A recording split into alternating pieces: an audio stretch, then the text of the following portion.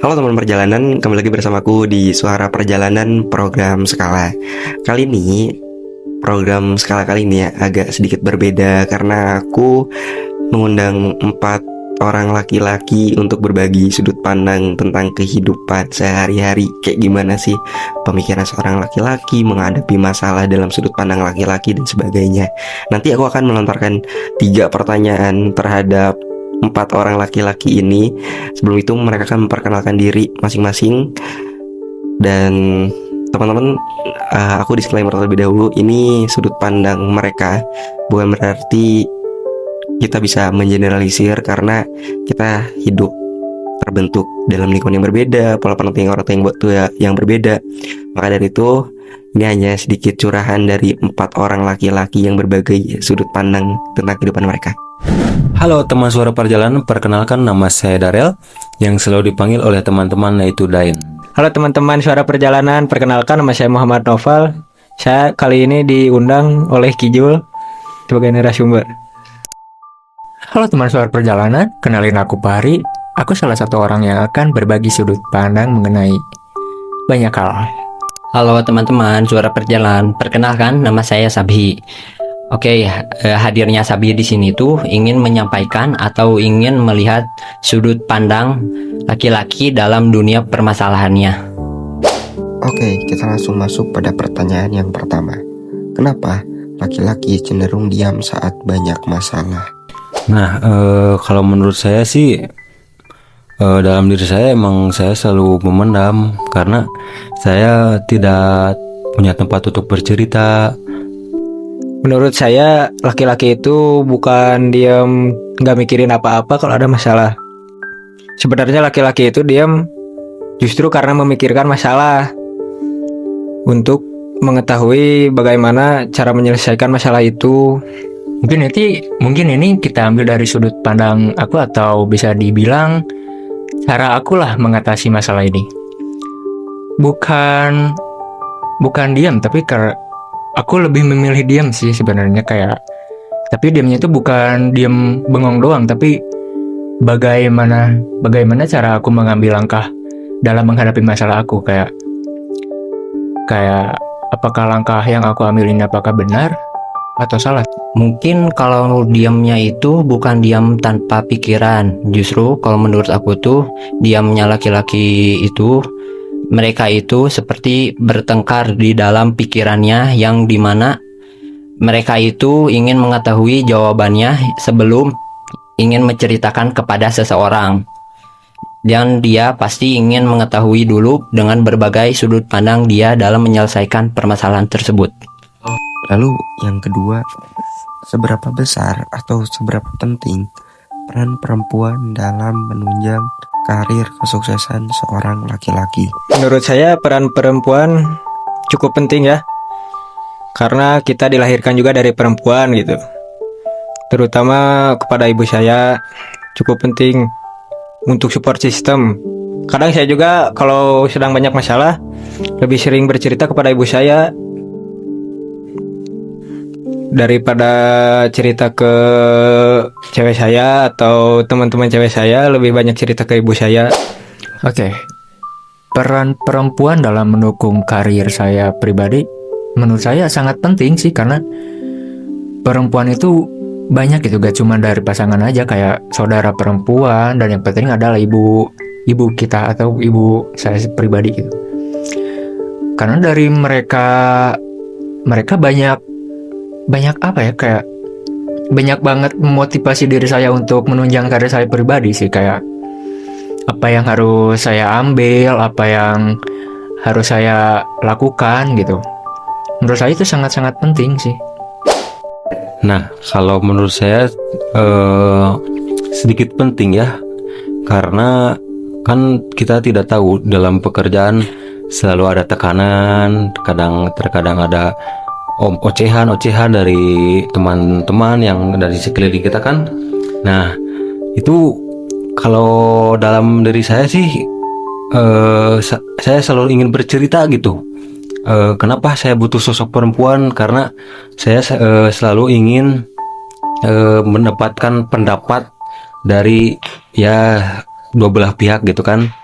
Nah, makanya saya punya sedikit pengen peran penting perempuan ketika dalam mencapai karir saya untuk kedepannya. Ada nggak sih hal yang paling ditakutkan oleh Kak Sabhi, cuman sampai sekarang hal itu masih dipendam? Mungkin apa ya? Takutnya itu dalam menyampaikan permasalahannya. Karena dari diri Sabhi itu tuh ngerasa kalau menceritakan masalah ke orang lainnya itu seperti bukan mendapatkan jawaban, mungkin hanya seperti ingin mengetahui sudut pandang orang lain dari bagaimana permasalahan itu yang Sabi rasakan. Apa ketakutan terbesar dalam hidup sebagai seorang laki-laki? Jelas ada, mungkin yang paling Sabi takutin itu mati dalam sebelum sukses. Mungkin itu tuh ketakutan yang paling menghantui lah selama hidup Sabi gitu.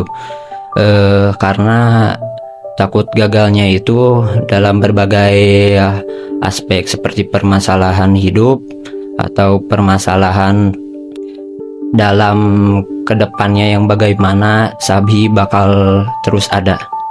Saya punya ketakutan terbesar apabila saya belum sukses ketika orang tua saya sudah tidak ada.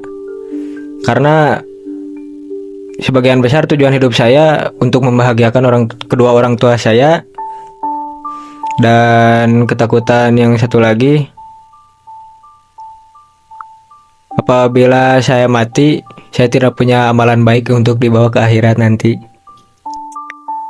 Ketakutan saya terbesar menjadi laki-laki adalah hidup dengan sia-sia dan gak bisa ngasih hal positif ke banyak hal. Apalagi ketika kehilangan orang yang tersayang, karena kita gak bisa ngasih hal positif ke orang yang tersayang dan dia milih pergi, kayak ngerasa gagal aja dalam kehidupan ini.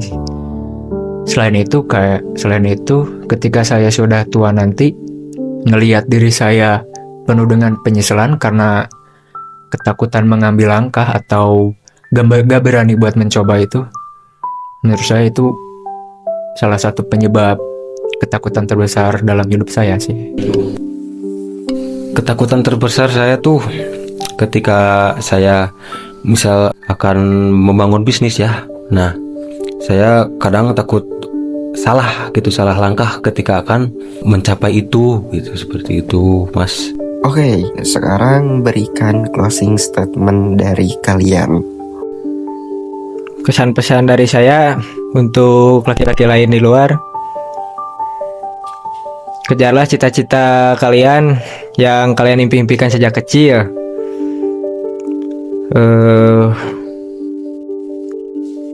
Intinya jangan putus semangat, stay alive bro. Oke. Quotes dari saya yaitu, ketika Anda ingin mempunyai kehidupan yang lebih baik, cukup percaya pada kemampuan diri kita sendiri gitu. Itu aja sih, cukup buat percaya pada kemampuan diri kita sendiri. Ya. Kalau pesanan kesan ya tetap semangat, pokoknya mah hidup mah kadang di atas, sering bawah. Semangat terus. Kalau ada sedikit mau cerita-cerita, kita kembali kita cerita aja ke Suara Perjalanan, oke? Bye bye, thank you.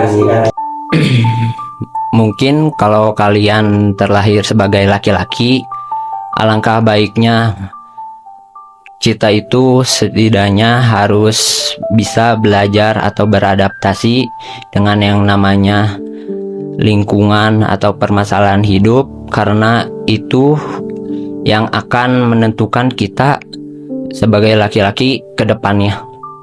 Terima kasih Kak Sabi. Dadah.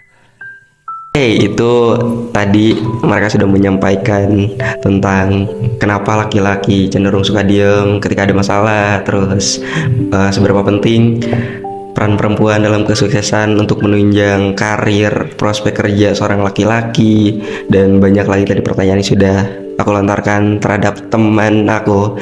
Dan ini semua bukan berarti setiap masalah, setiap treat itu sama halnya laki-laki seperti ini. Ini hanya sedikit contoh dari 4 teman laki-laki aku yang berbagi cerita pengalaman hidup mereka masing-masing.